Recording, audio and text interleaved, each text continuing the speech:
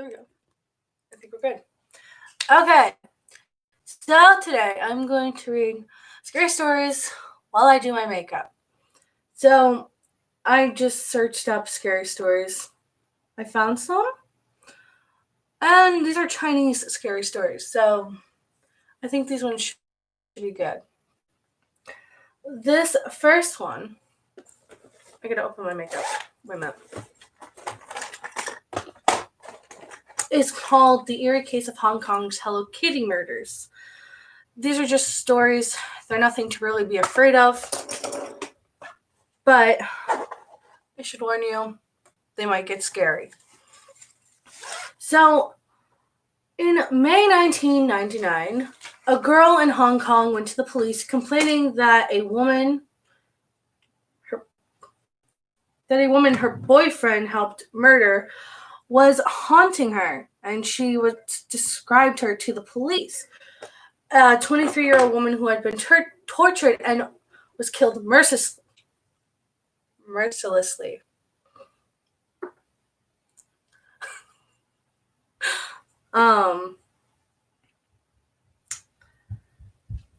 She was bound with electrical wires and couldn't escape.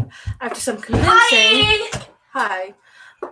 convincing, the police searched a third-story flat on Granville Road, which turned up chilling evidence, mainly named the Hello Kitty murder, because they found a Hello Kitty doll, a large Hello Kitty doll. Oh.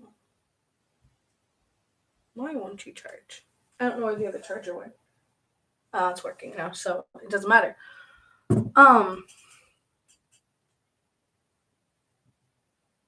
Was stuffed, and in this large Hello Kitty was the woman's head. Very creepy. And the victim of this horrendous crime was a 23-year-old, a nightclub hostess named Fan Meni. I totally pronounced that wrong. Who was abducted and allegedly failed to repay a $20,000 debt. And she went missing and was roughly missing for a year. When the story hit the press, in Hong Kong, residents earned the strange but appropriate title, the Hello Kitty murder. In the months following the murder, images of a shadowy woman lurked near Granville apartment and was captured on various CCTV footages.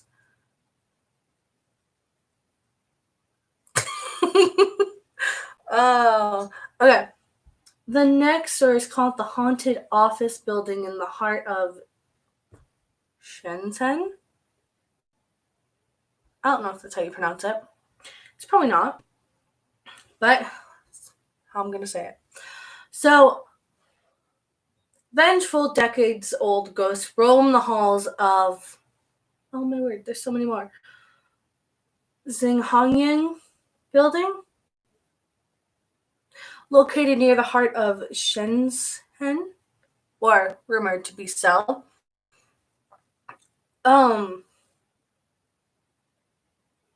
They're blamed for the failure of their business and to have a prematurely short lifespan. And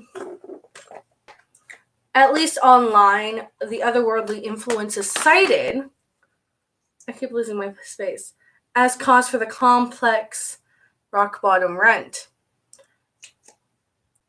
Wow. The ghosts haunting there are said to date back to the bloody days of China's Cultural Revolution in the 60s and the 70s, when the site of the building was allegedly used for an execution ground. That is not cool. After Shenzhen's founding and rapid development, some developers decided to capitalize on the cursed plot by hiring a specialist for advice on putting the ghosts to rest. Oh, that's great. And that's how the office's building ended up two pointy towers resembling candles plastered over with rose-tinted windows. Undoubtedly an offensive pink monastery, but does it deserve its ghastly reputation? They have more to that story. But that's just the basis of that one. Oh my word. The monstrous Mongolian deathworm. I saw something on this earlier. It's loading. Gotta give them it. I'm putting on concealer at the moment, which does not want to blend out. That is fine. Okay. So this creature is rumored to exist in the rocky and unforgiving Gobi Desert. The Mongolian deathworm is unquestionably one of China's stranger cryptids. The particular creature is allegedly a red color, and it should be noted that it grows 2 to 5 feet and is most commonly stated that length. Some sources suggest that the animal can grow much larger than that, and they claim that the deathworm can reach a length up to 10 feet. Oh, that's not cool. The deathworm has the ability to spray its venom from an unreasonably far distance, and the substance is so powerful it can kill a camel or a horse.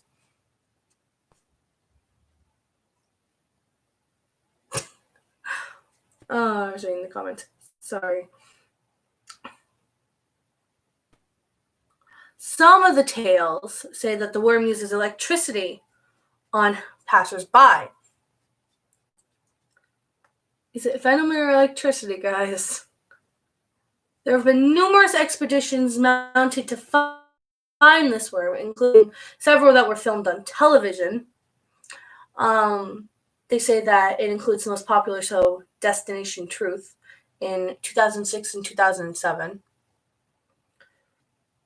But they all end up empty-handed. And reasons about the numerous accounts of believers who note that many areas near China's Mongolian border are difficult to access or are restricted, that the worm spends most of its time underground.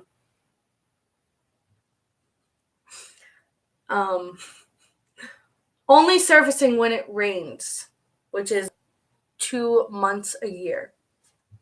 That's a lot. But no one even knows what it really does. Okay. There's that. I'm aware of the balloon behind me. Hey, Ruby, can you put the batteries in the laptop? Yeah. Okay, so the next story. Oh my gosh. Oh.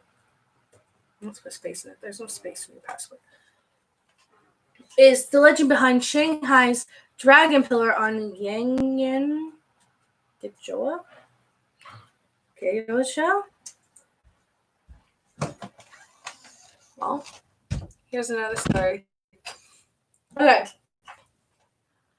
Ever since Shanghai's elevated road was open to the public in the mid-1990s, trying to find my foundation. No, not foundation. There again. Certain legends are focused on one specific part, the Dragon Pillar, which has been circulating among the locals in China. Located at the cross-section of Nanbi, near People's Square, the Dragon Pillar, unlike all the other regular concrete pillars along the expressway, isn't just larger and thicker. It's also decorated with a metallic finishing, as well as 9 large bronze dragon and several small ones on its surface.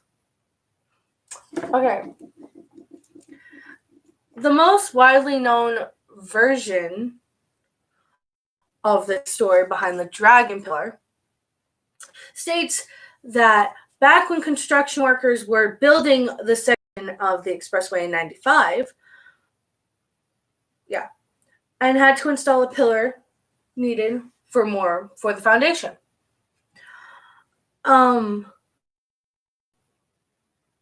They had trouble drilling the required depth. I get distracted. And construction came to a grinding halt.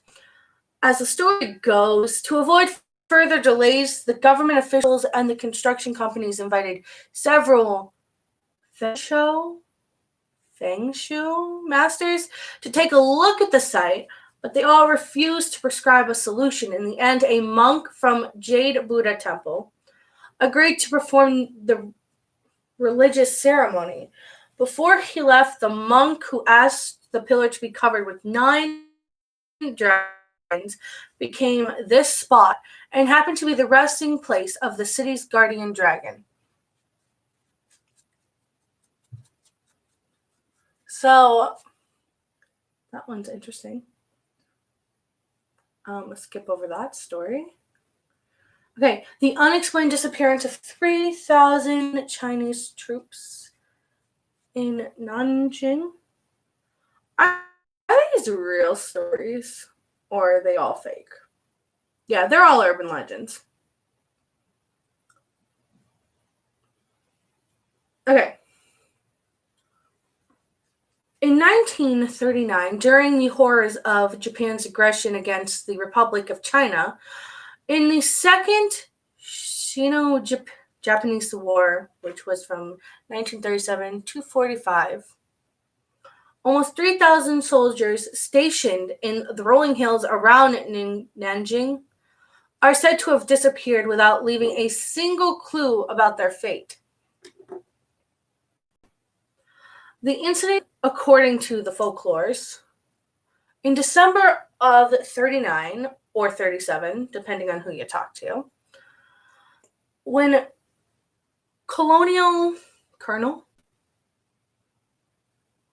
Li Fuxin stationed 2,988 troops against Nanjing's hills, a 32-kilometer area with a few to defend the bridge of the Yangtze River. I don't know how to pronounce any of these. I'm so sorry. When Li woke the following morning, he was told by his assistants that the soldiers at the defensive line weren't responding to calls or signal.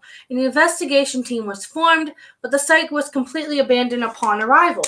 There was no sign of struggles. Heavy weapons were still in place, ready to be fired, but no one was there. Troops stationed at the bridge claimed no one had slipped by in the night, and they were unsure where or what the soldiers' fate was. All right. Oh, this one I watched earlier.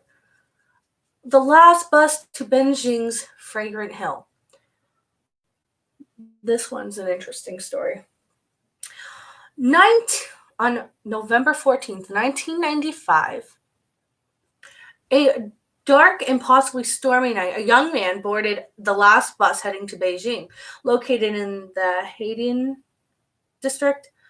Shortly after the man boarded the Route 302 bus, 2 men tried to wave the bus down. According to 2013 Global Times article, the bus driver initially reluctantly stopped to pick up the men. They weren't waiting at a bus stop. However, the driver eventually stopped. And after the conductor reminded him this was the last bus, one of the mysterious roadsides the men were on board, the passengers were surprised to see that they were wearing pretty nice Qing, it's Qing, dynasty robes, which this took place in 1999, and no one wore them since 1911. At least that's what this says. There were exactly 3 men.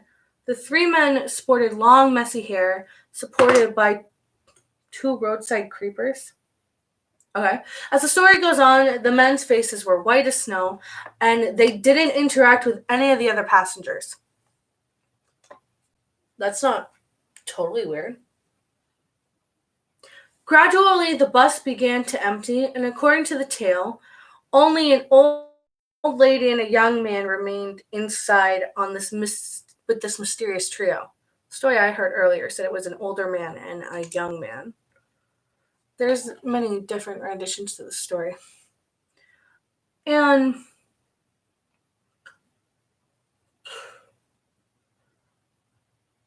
she abruptly accused the young man of stealing her wallet.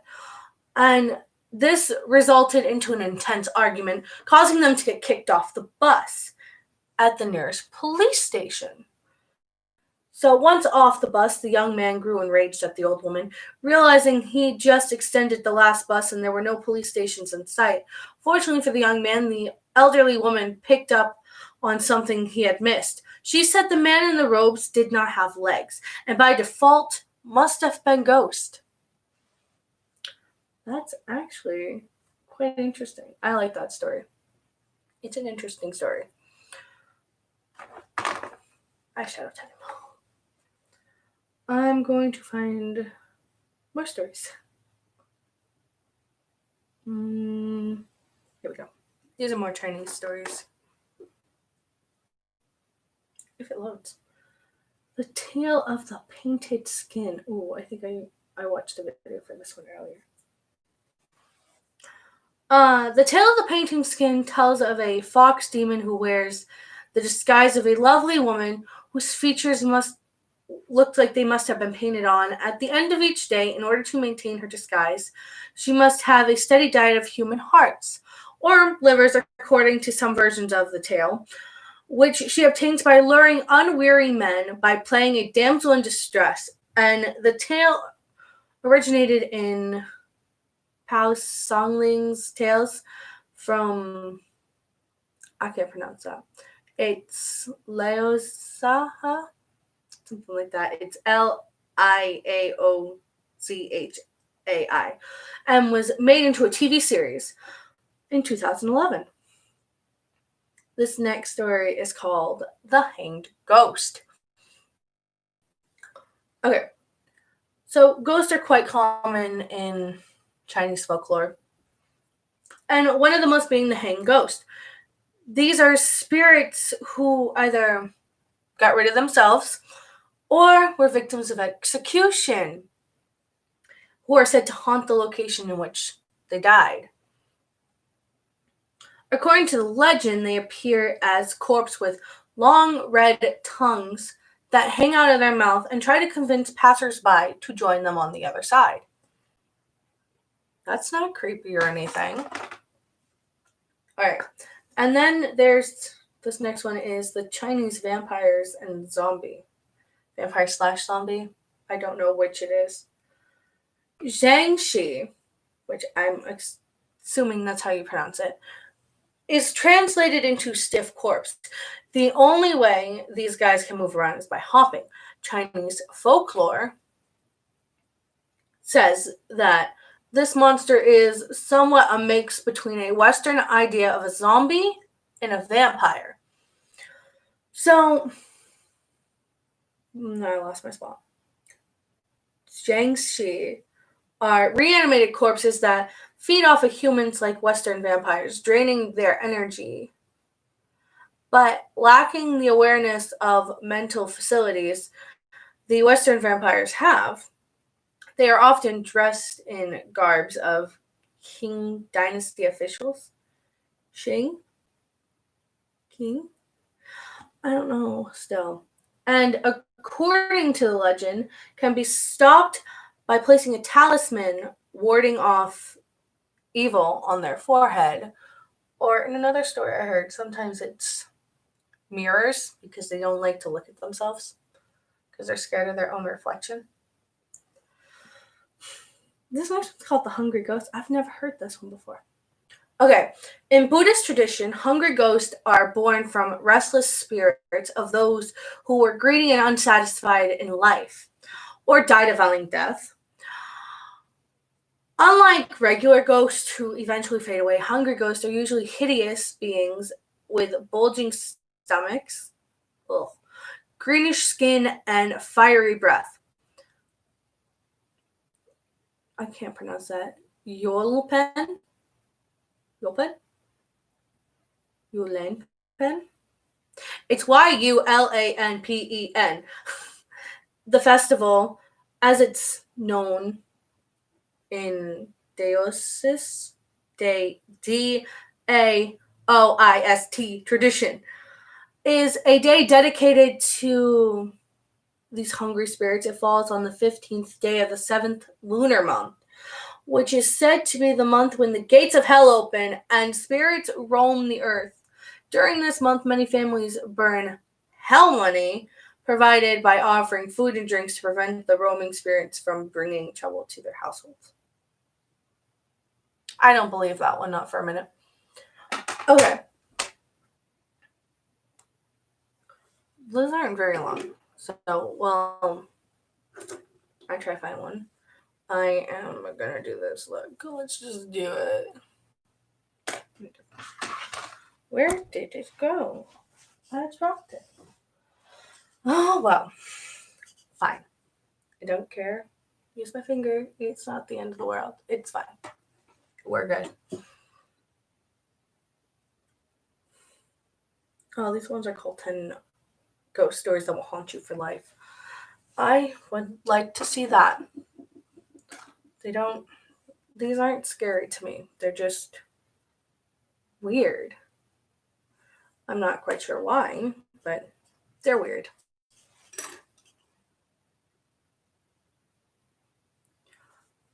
Oh my word, and it doesn't want to load that page. Or do you? My tablet's having a turn. It's fine. We'll get to it eventually.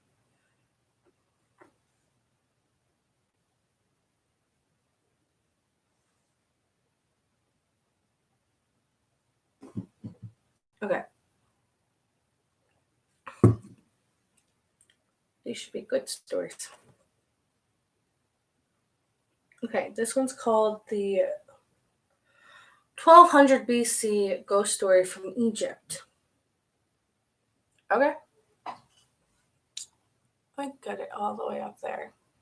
I don't know how I did that. Okay. In 1950, an Egyptiologist, Gaston Maspero, published a translation of an ancient Egyptian ghost story, possibly set in Luxor, ancient Thebes. Okay, that was discovered on 4 pieces of pottery. In the story, a ghost of a mummified man tells a high priest of a god about his current condition. The ghost seems to complain of some accident that happened to him or to his tomb, but they could not make out the subject of this disfaction. The ancient Egyptian believed strongly in the afterlife and believed in life after death, and created a series of spells called the Book of the Dead, which they believed helped them reach the afterlife. Are these true stories?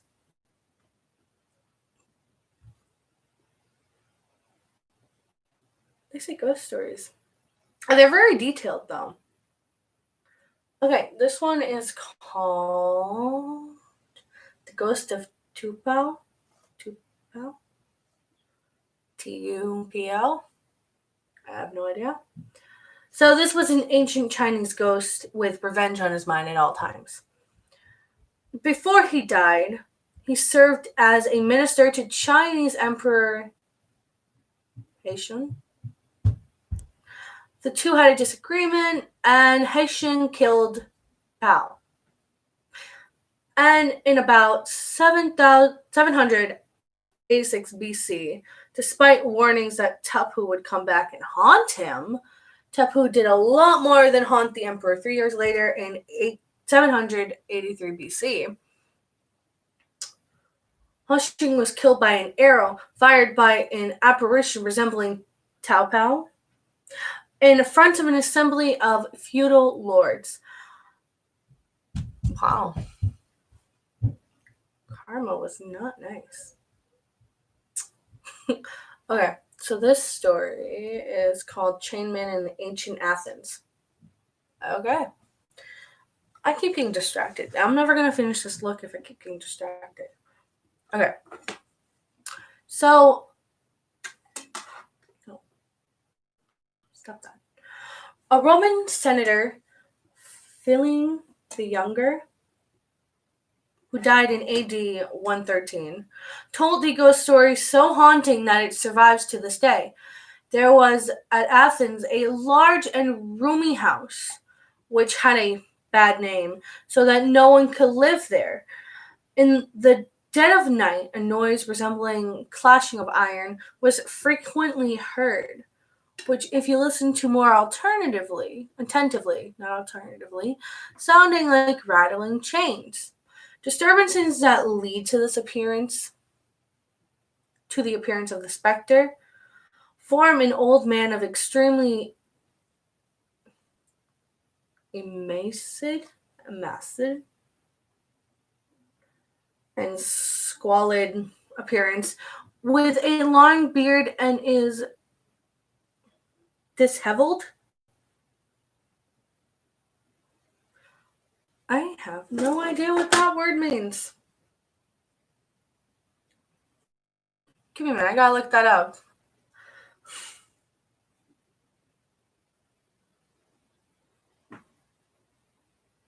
Untidy and disordered, referring to the man's hair.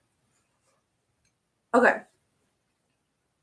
There, now I know what it means. And now you guys know what it means if you didn't know. I should have finished reading it. Disheveled hair, rattling the chains on his feet and his hands. Needless to say, the house was abandoned and had to be rented out for a cheap price. When a philosopher named Athenodorus, I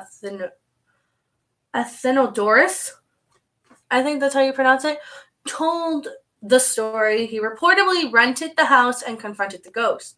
The ghost appeared rattling around before vanishing, and Athenodorus claimed marked the spot where the ghost vanished, and in the morning ordered the spot to be dug up. The story goes this is according to what's done, and the skeletal remains of a man in chains was found in that spot.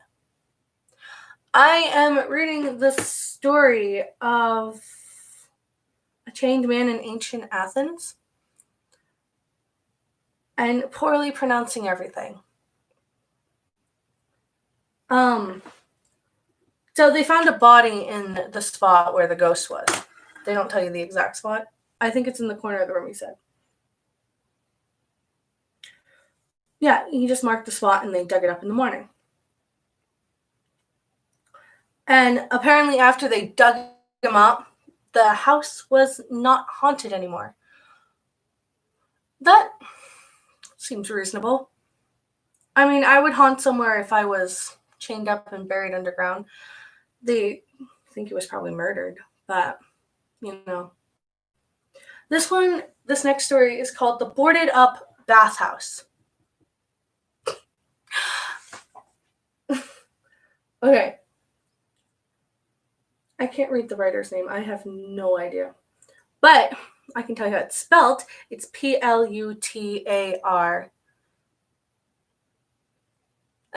It's fine if no one's really watching me. I just like doing these videos. I think it's fun. It's Plutarch. Well, he lived around 45 AD to 120 AD and tells a ghost story that has a much sadder ending than the one of the Athens one. So, let's do this. In the city of Chirona, it's Greece. There was a boy named Damon who attracted the attention of a Roman military commander who apparently loved him. And historical records suggest that Damon refused the commander's advances, which enraged him, knowing that he would be killed if he did nothing. Damon got a group of friends together and ambushed the Roman commander, killing them.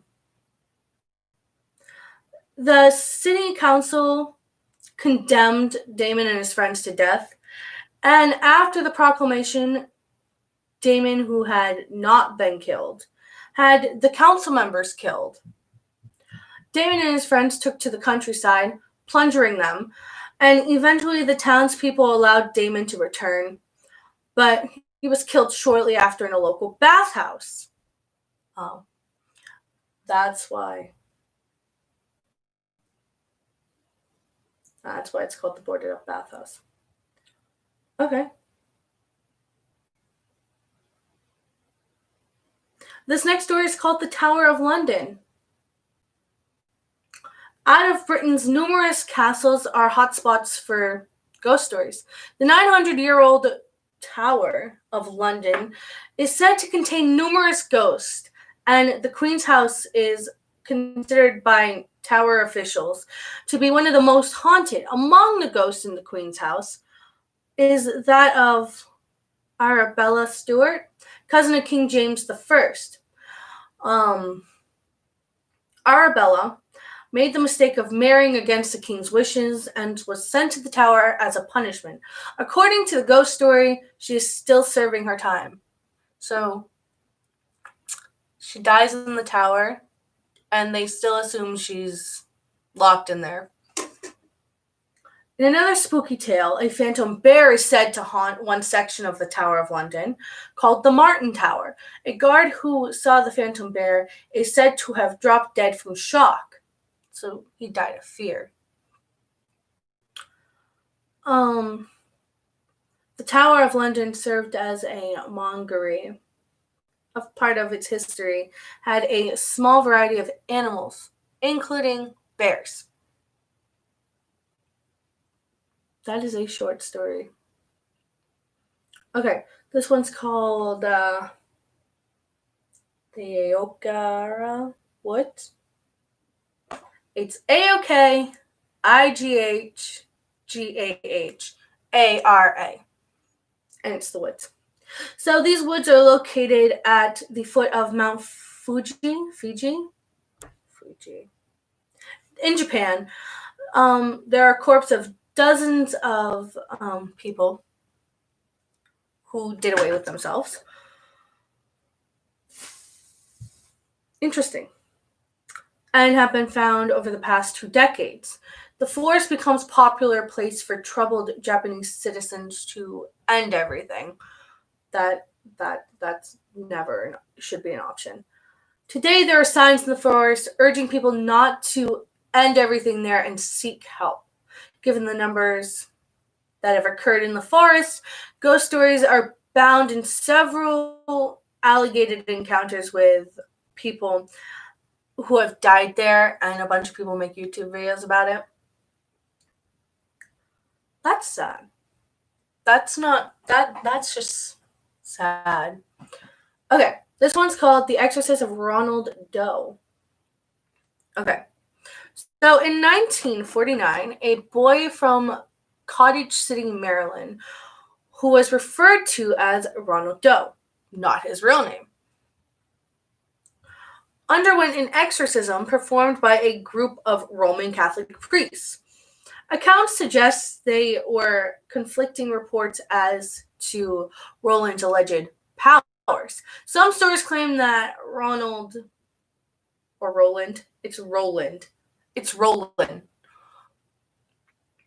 had supernatural strength, could speak in ancient languages, and that the boy had no knowledge or could apprehend movement or he would levitate on the mattress he was lying on.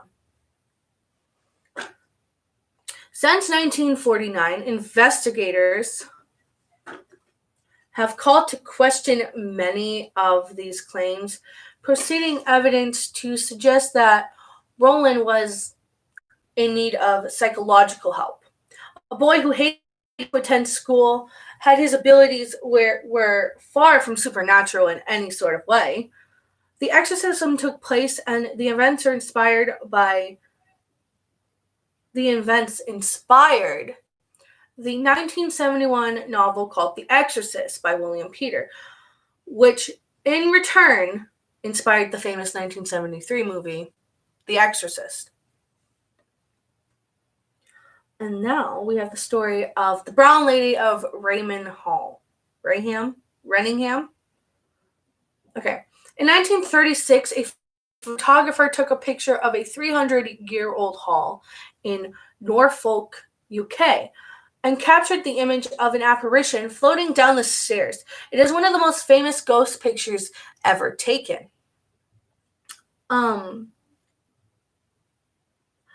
Although some experts believe it to be a cause of double exposure.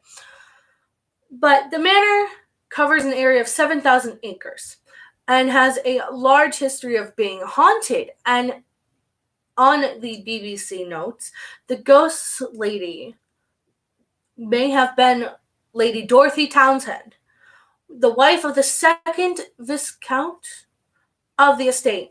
She died in 1729, supposedly of smallpox, after she had had an affair on her husband.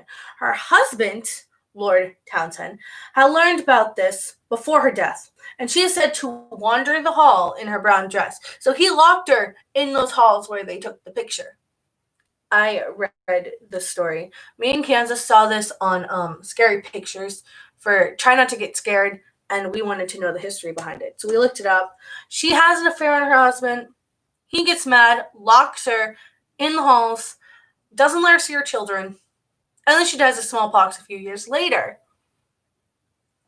That's how the story goes. And people think it's just a picture with double exposure. But a bunch of people think it's Dorothy. It's quite an interesting story. And then there's the story of the CCTV ghost.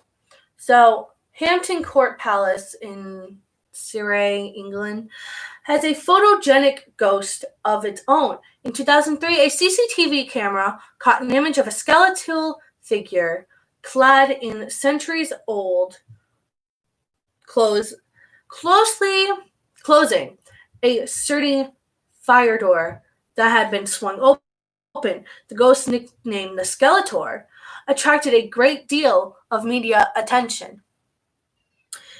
And Skeletor is not the only ghostly inhabitant of Hampton Court Palace. Catherine Howard, one of Henry VIII's wives, was imprisoned there and supposedly dragged to her room screaming all the way in the area that she haunts, called the Screaming Gallery.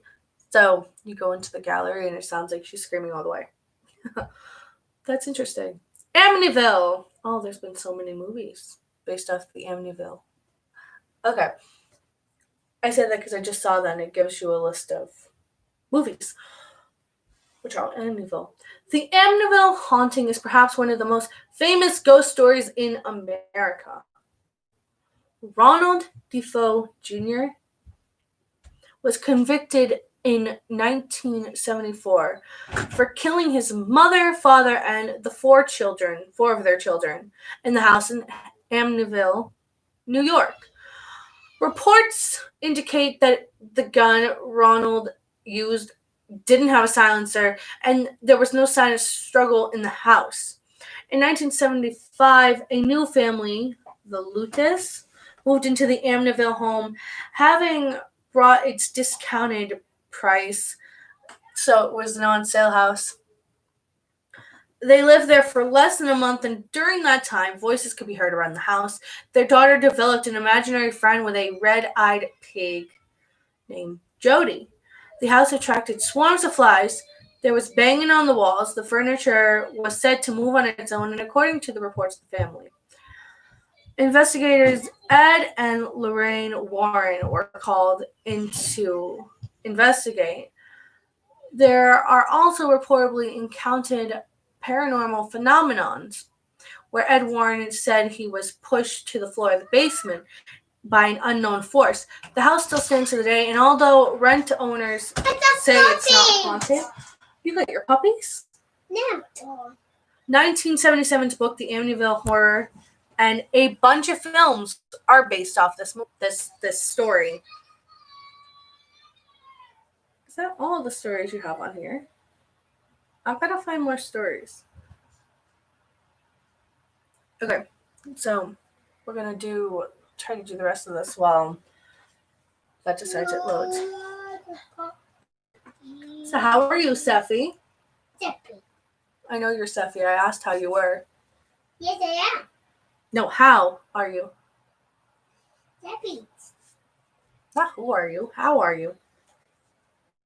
A witch. You're a witch? Yeah. Beautiful. A witch. You witch, Whoopi. I'm a witch? Yeah. Why? And why? Why am I a witch? Oh, no. My doing. Oh, here's some 5 Chinese scary stories that are absolutely terrifying, apparently. That's a waffle. Got a waffle. What? These are waffles. Let me see. You got It's Rubble. waffles. She has Paw Patrol finger puppets on. Puppy dog. Okay, 1 second. Okay, no jump on my bed. Take your Paw Patrol.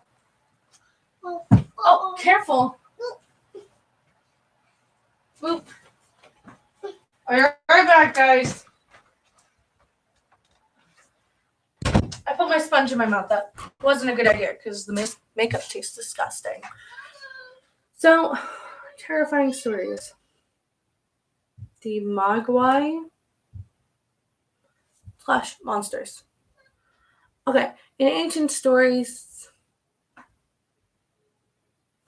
I can't pronounce that. Mogwais. It's Moguai.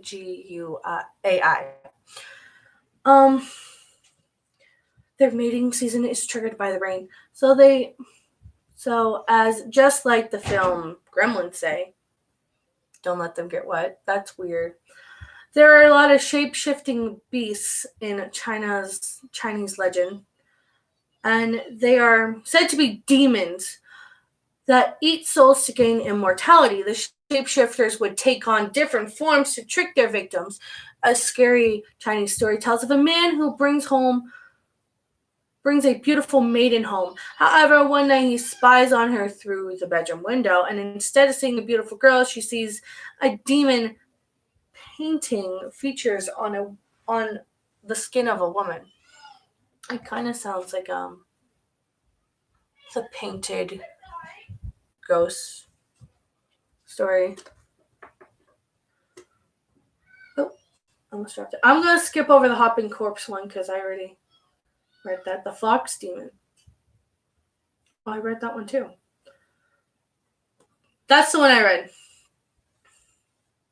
It's the woman that will make herself look beautiful just to eat the souls or hearts. It's the hearts of the men. So, yeah, not reading that one again. This one is called The Ghost Woman. Straight from Hong Kong horror films, the New Gao, I don't know, also known as Ghost Woman, who was wronged in life and is back from the dead to get vengeance by sucking the life essence of her enemies. They're often the ghost of the woman that were murdered or abused by their husbands. Because of that, many urban legends say that the ghosts will kill men but only scare women. More modern female ghosts are based on Sadeko from Japanese film The Ring, as Japanese culture has a large influence on Chinese pop culture. Interesting. The banana ghost. Okay, before I read the story, it said banana ghost, and the only thing I can think of is a banana haunting someone. Not at all what it's talking about, but in southern China and other parts of Asia, such as Thailand, it is said that there is a female ghost that will appear wailing at night, carrying a baby under a banana tree. Okay, banana ghost. These ghosts can be summoned to help predict winning lottery numbers. if you don't fulfill your promise and free the ghost after your wish is granted. So what does she do? She kill you? Does she kill you if you don't do what you release her? I'm 100% completely unsure. This is interesting. Oh, there are no more stories. I gotta find another one. These ones are only giving me stories like 5 at a time. Or 7, and I just skip over the very gruesome ones. 7 scary stories to tell by the light of your screen. That's funny. So, trying to get contouring done. You can tell how much I've done, and it's been like 45 minutes. Usually makeup only takes me 20 minutes. But I got distracted this entire time.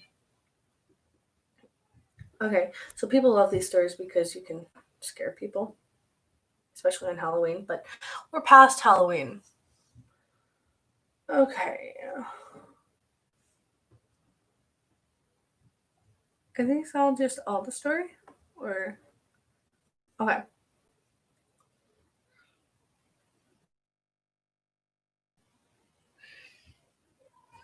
Alright. In order for this to make sense, I have to read them completely, and they're very long, and I don't want to do that. So we're gonna go back and find another one. I'll probably end up coming back to these stories and reading them later. It's just what I do. Okay.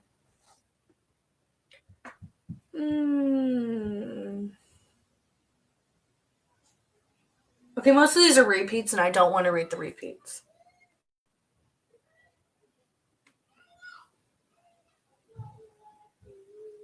Okay. I'm gonna look up scary stories. Alright. And put more highlighter because I feel like it.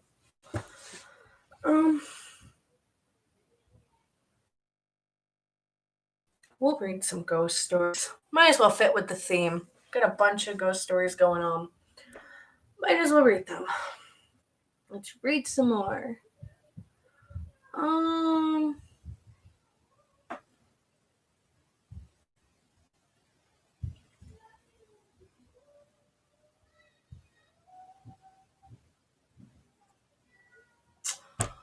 And obviously I'm not gonna find one.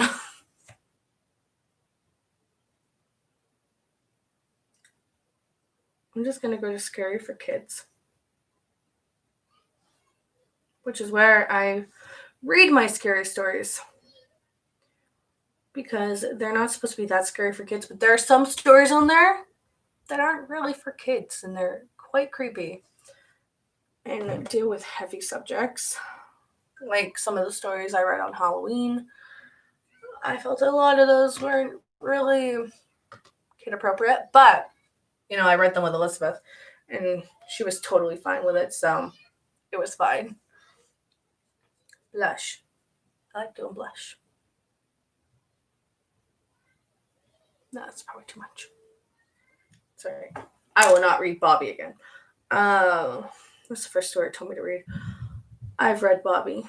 If you want to see me read that story, I read that on Halloween, and there is a video of that. Not my favorite story at all. Alright, this one is called The Perfect Girl. So if I can get this one to load, this one will be perfect. I'm just going to read whatever. Because I don't really care.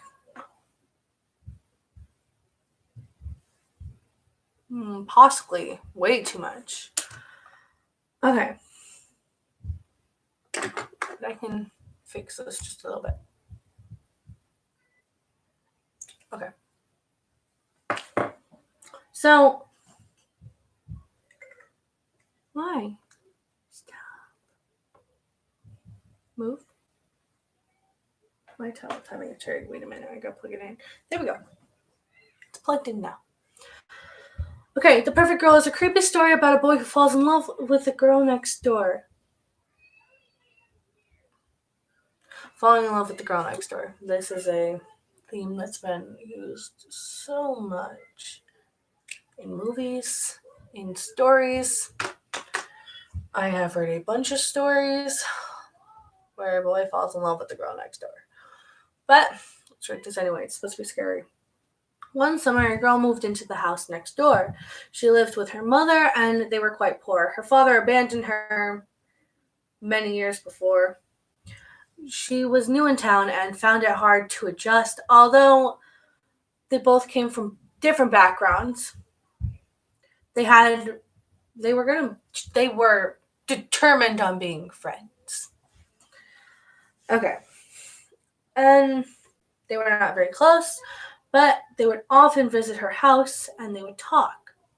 And the moment they laid the eyes on her, they knew she was the perfect girl.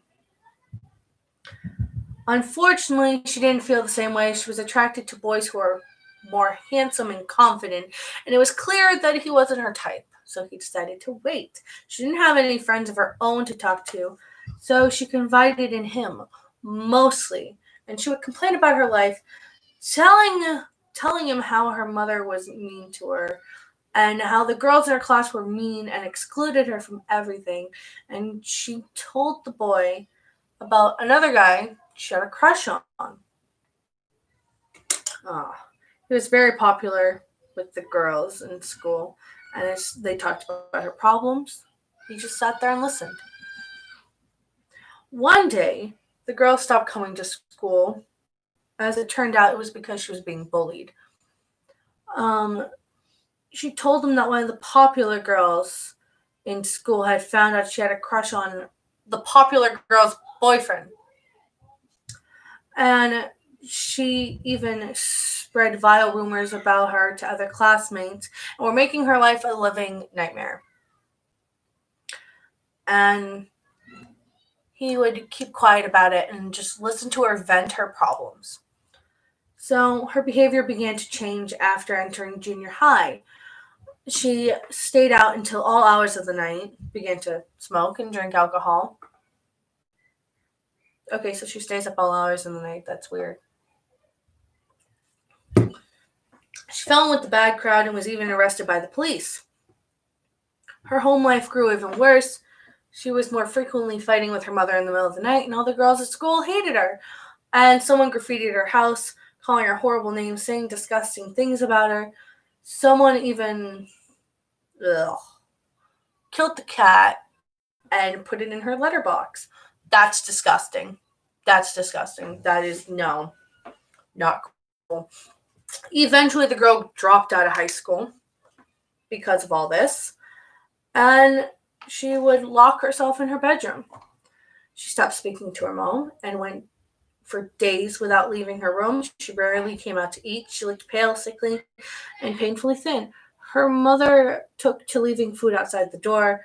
She would only come out when she needed to use the bathroom or in the middle of the night when her mother was asleep, and she became very miserable.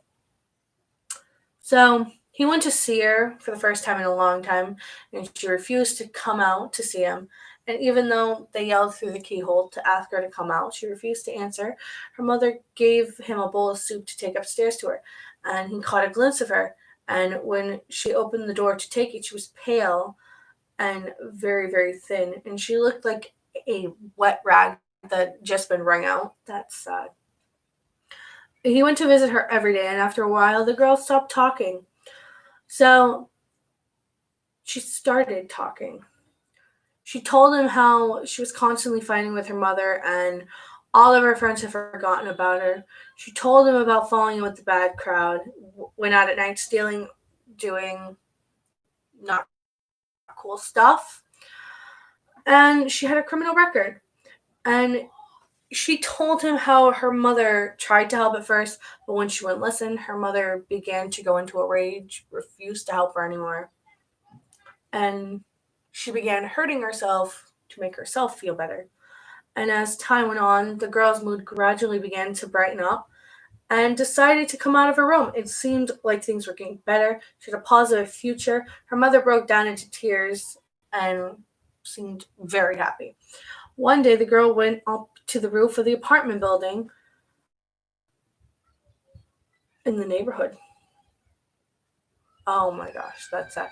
And she decided to jump off the roof. It wasn't a very tall building. She didn't die. However, her spinal cord was injured, and when she fell, she became paralyzed from the neck down. The doctor said she would spend the rest of her life in a wheelchair. He went to the hospital to visit her. She apologized to him over and over again, and she said she wished she didn't make it because of how bad her life she thought it was. And he tried to soothe her and get her to stop crying, but it was hard to comfort someone who was so sad and would not listen. And he held her hand, and then he asked her to marry him. Oh, that's cute. And she was shocked, asked him if he was serious. She couldn't believe that anyone actually wanted her. He proposed to her several times before, but she would believe anything. And she thought it was all a joke. So she began to cry at this point, and he told her she wanted to marry her. He wanted to marry her. And because he always loved her. She was the perfect girl. She had always been. Even when she ignored him, his feelings didn't change for her. When she started hanging out with the bad crowd, and even when she told him all about her stupid problems, when she was hiding in her room, even when she fancied the other girl's boyfriend, he still loved her. And he didn't. And even when they were spreading rumors about her, he didn't believe them. Even when people were graffitiing her house. And oh my word. And everything. Even then, he still loved her. And soon they would be married. That is...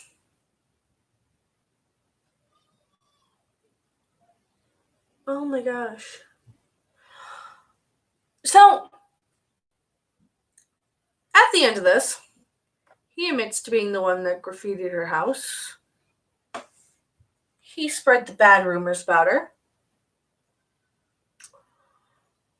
He told the popular girl she liked her boyfriend and made it so she went into hiding. Why would you do that? Why would you do that to a person? That is not right. I don't like that story. Most of these stories, the ending, it's cute, but you can't hurt someone that bad and then be like, I love you. Because one, that's not right. You don't do that if you love someone.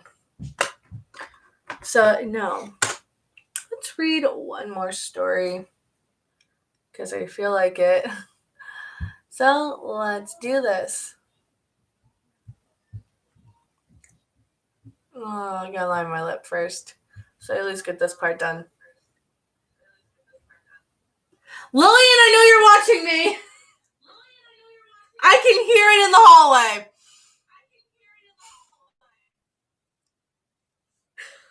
Okay. So we'll read one more scary Japanese urban legend. Lillian, I can hear you out there. I want to. I'll be down in a second. Okay. Well, a minute. Let me finish the story. I'm gonna put gloss on.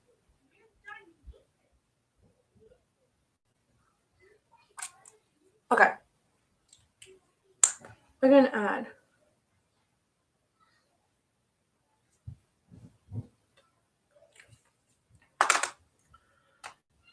So I don't know if I know any of these. It'd probably be good to read one I don't know. Oh, I probably know this one.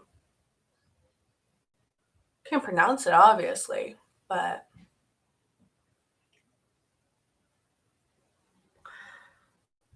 I can't pronounce her name. It's Kuchishakeonna. She's also known as the Slipmouth Woman. So, this is an urban legend about a disfigured Japanese woman who brandishes a large pair of scissors and preys on children. She has an enormous slit mouth, which extends from ear to ear, and a horrible permanent smile. So, the slit woman walks in the streets of Japan wearing a surgical mask and hunting children. If you cross paths with her, she will stop and ask you a question. You give her the wrong answer, there will be horrible consequences. So, what she does is she goes around and asks you if you think she's beautiful when she has her mask on. You say yes, she'll take the mask off, showing you her slit mouth. She will then ask you if you still think she's beautiful. You say yes, she'll give you the mouth just like she has. She will slit your mouth with her scissors. But if you tell her no, she'll kill you instantly. And they say the only way to get out of this is by saying you have something else to do and you would love to answer her, but you have to go at that very second. So that's how that story goes. That's this video. And I will see you all in the next video. Bye!